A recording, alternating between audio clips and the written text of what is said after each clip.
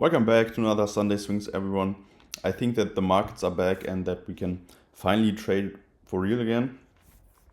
I want to start by showing you USD which is a trade that I predicted last week, but I did not take because I wasn't really taking the markets so seriously, and then I just didn't trade it, even though this looks just perfect. I mean, I predicted that we would need a inverse head and shoulders or just a shift of structure.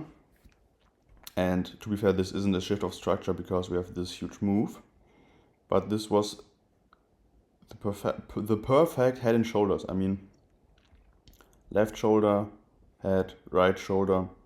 Obviously it's on the lower time frame, well, 4 hour, but this is just beautiful. And like 5 other of my analysis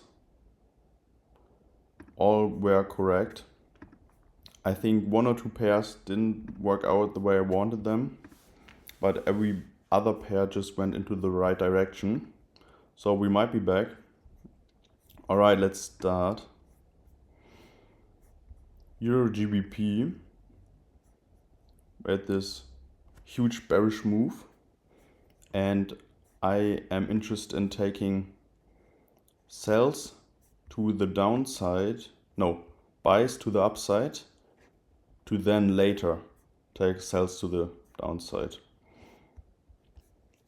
I think that we need a retracement to maybe this area to then have a larger move to the downside.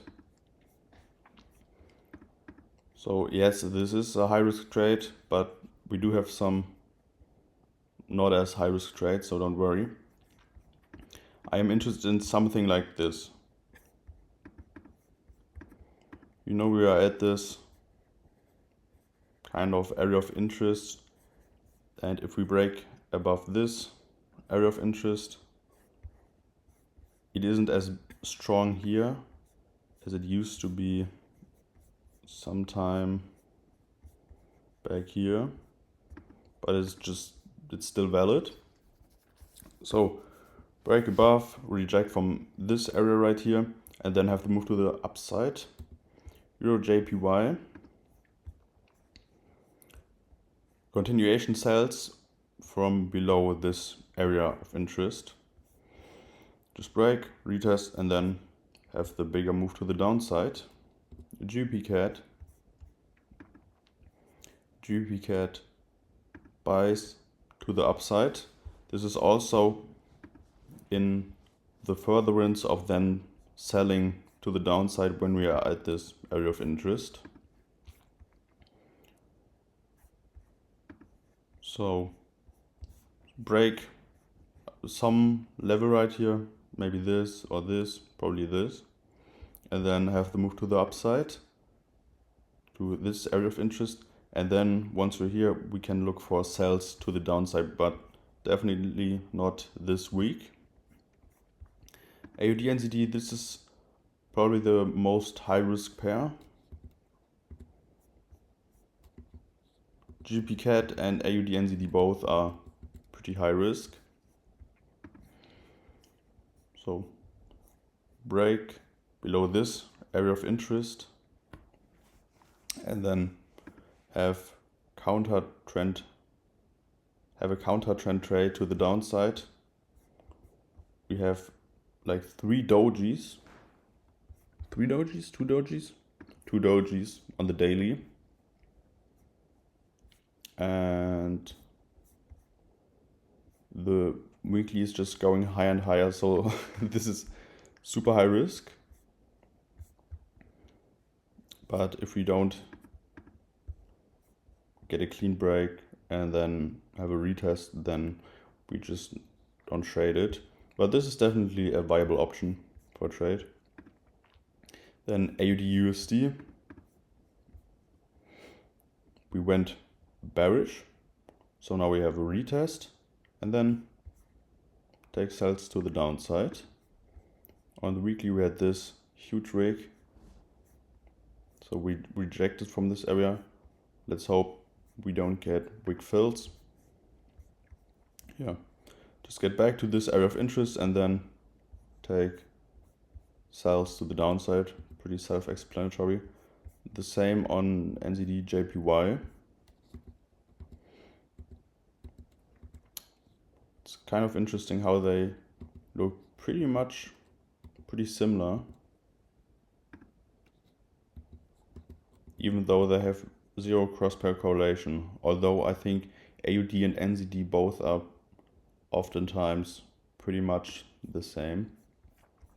And then USD CAD, which is the inverse of these two pairs.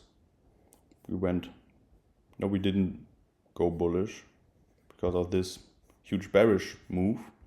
But when we look at the nearer time, the closer time, from January to now, we went bullish, I guess.